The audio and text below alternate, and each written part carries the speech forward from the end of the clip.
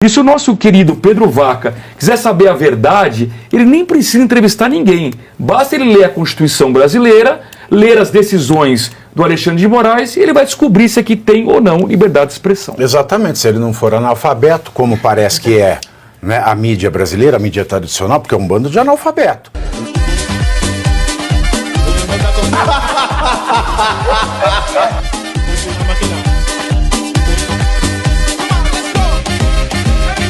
Crítica. Agora, como é que você fala de limite da crítica quando a pessoa criticada passou dos limites do todo absurdo que existe na face da terra, professor? Professor, eu quero te ouvir, mas vamos ver um trecho da reunião de ontem do Pedro Vaca com os deputados da oposição. Eu sou um opositor do governo Lula já de muito tempo, aliás, do PT, há muito mais tempo antes mesmo de Lula chegar na primeira vez à presidência da República em 2002. Eu fui censurado no X e a ADF, que está aqui conosco, representa a mim e ao Partido Novo no caso do bloqueio do X no Brasil, que foi um escândalo internacional. O Brasil ficou ao lado apenas de 6 países que hoje censuram a plataforma X. Depois disso, fui perseguido pelo governo Lula e continuo por uma manifestação feita em tribuna denunciando abuso de autoridade e ilegalidades cometidas durante um processo envolvendo Felipe Martins.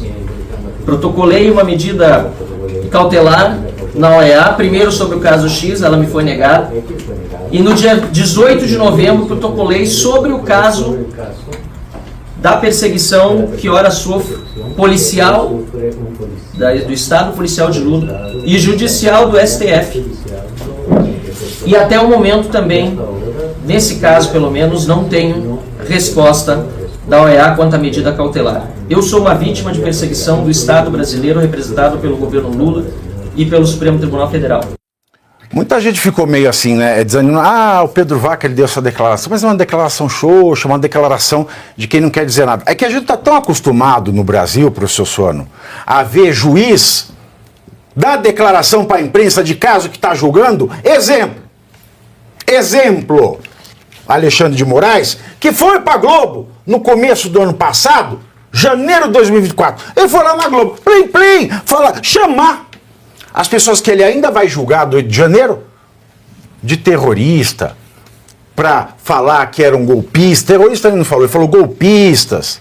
Chamou de tudo quanto é nome, que um juiz jamais poderia fazer. Então a gente está desacostumado a ver alguém que vai fazer um relatório de julgamento com a natureza, de julgar os atos dos outros. A gente está tão acostumado com o errado que a gente fica meio sem paciência quando vem alguém e faz o certo. Né? É porque ele tem que ouvir todas as pessoas para depois chegar a uma conclusão. Professor, por favor. Paves, são alguns pontos. Primeiro, vamos falar da OEA. A OEA tem muito tempo que ela já está se posicionando contra os abusos de direitos humanos aqui na América do Sul. Em especial, todas as vezes que a Venezuela teve uma visita da OEA, eles acabaram quase sendo expulsos de lá. Tá? Vamos começar por aí. Apesar de ser, eu creio que é o Luiz Almagro que está lá, que foi ministro das Relações Exteriores do Pepe Mujica, que é um cara de esquerda. Talvez por essa razão é que o governo brasileiro tenha pensado em investir. Vamos convidar antecipadamente a Corte Interamericana de Direitos Humanos para que eles venham aqui, porque vai mandar alguém da nossa galera. Porque o Pedro Vaca, pelo que dizem, ele é de esquerda. Mas há um conjunto de elementos. Dentre eles, eles não vão poder queimar a credibilidade que eles têm. Por isso, é muito provável que eles vão queimar o quê? No caso, queimar a credibilidade deles, da OEA, como um órgão investigador. É muito provável que a OEA não queira fazer isso. E o Pedro Vaca, apesar de ser um cara vinculado à esquerda, segundo é anunciado, ele também não queira. Mas é possível que eles façam um relatório neutro indicando a perda de liberdade de expressão no Brasil. Mas neutro, falando, são versões. É a versão do STF, é a versão da oposição, é a versão do Congresso, são várias versões. O que fica atestado para o mundo? Está tudo errado no Brasil. Isso aqui é o que vai ficar. Independentemente deles falarem, lá tem uma ditadura, está tendo um combate à liberdade de expressão, vai ficar para o mundo que está tudo errado no Brasil, como um país que se apresenta como defensor da democracia ou como um país que tem um Estado democrático de direito. Para o mundo ficará assim. Algumas coisas foram colocadas e eu acho bem interessante.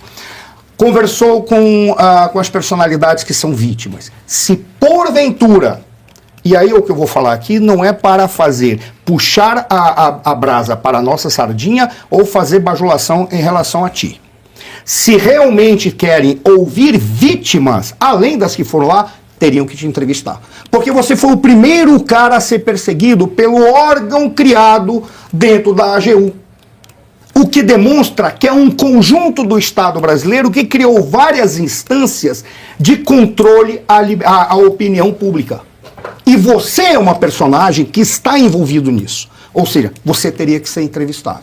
O que mostra, não é uma questão de entrevista para você aparecer, não é nada disso não. É porque você é uma das vítimas.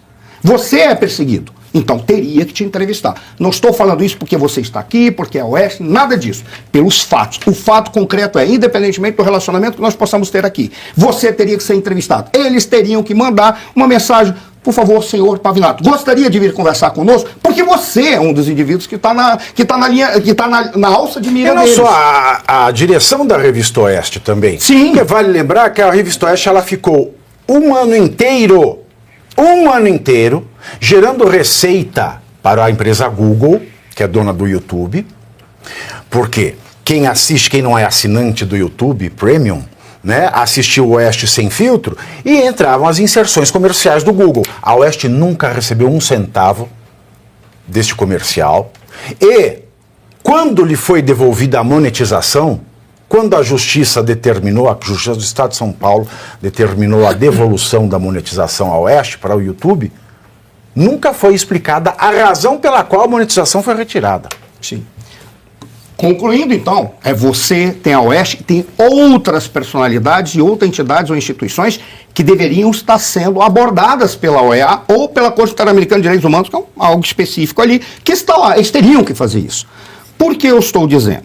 Eu estou me apresentando dessa forma. É possível, sim, que eles possam fazer um relatório que descreva a realidade no Brasil, mas eles não vão apresentar juízo de valor e não vão dizer qual é o lado que está certo. O que eles vão dizer? Há alguns fatos, alguns acontecimentos, tem uma diferença entre fato e acontecimento. Acontecimento é aquilo que produz consequência histórica, consequência para o além. O fato é apenas algo cujas consequências são limitadas, são restritas a um determinado ambiente. Ele pode dizer, há acontecimentos que são relevantes. Dentre esses, ele pode listar uma série de coisas. Mas ele não acredito que ele vá queimar a OEA se apresentando de uma forma tipo, ali no Brasil nós temos um atentado ao Estado Democrático de Direito. Por qual razão? Porque ele vai encontrar todo o aparelho do Estado se reforçando para dizer, nós demos um tiro no pé, Lula, porque trouxemos ele aqui e era para ele relatar algo que fosse favorável exatamente ao atentado que é cometido pela oposição, que não é verdade.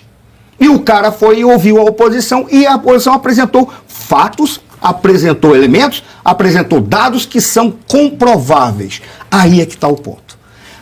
Se ele faz esse relatório, o Lula vai trazer problema para si, o Alexandre de Moraes em especial e o Supremo Tribunal Federal também. Quando o Sebastião Coelho, são duas personalidades, na verdade são três, mas eu vou falar apenas dessas duas. São três personalidades, vou citar as duas, que têm credibilidade lá em cima e poderiam ser ministros. Sebastião Coelho, ministro do Supremo Tribunal. Sebastião Coelho e Thompson Flores. Esses indivíduos têm credibilidade. Se eles entrevistaram o Sebastião Coelho relatou alguns pontos, isso vai ser levado em consideração, porque ele tem credibilidade. O Sebastião Coelho fala e as pessoas não vão se contrapor a ele e de imediato, vão pelo menos estudar, porque ele é um cara que tem vinculado ao seu nome a lógica da decência. É isso que está. Mas, falando em credibilidade. Então, primeiro você curte, que é o preço deste programa. Quanto vale o ingresso para ver este palhaço neste picadeiro bonito? Vale uma curtida. Vale o seu like, o seu joinha, o seu gostei. Então, a sua obrigação é curtir. Se puder, comente. Porque quem comenta ajuda no engajamento. Então, primeiro C é curtir. Segundo C é comentar. O terceiro C, o que seria muito louvável, seria você compartilhar. Tem um link que é a setinha, uma setinha assim, meia bomba. Sabe aquela... A setinha da pipa do vovô que se esforça, você vai lá, copia o link, cola no seu Orkut, no seu Facebook, no WhatsApp, no Telegram, manda sinal de fumaça a pombo correio. Não é pombo correio do banheiro, é o pombo correio que leva as mensagens. Você passa para todo mundo que você gosta, para quem você não gosta, você também passa. Então, ó, curtiu, comentou, compartilhou. E se puder, se quiser, se o seu bolso comportar e se seu coração assim permitir, contribua com este programa que vai substituir o Jornal Nacional. Olha que pretensão maravilhosa, hein? Se liga, ô Bonner, nós vamos derrubar o Jornal Nacional. Esta é a meta.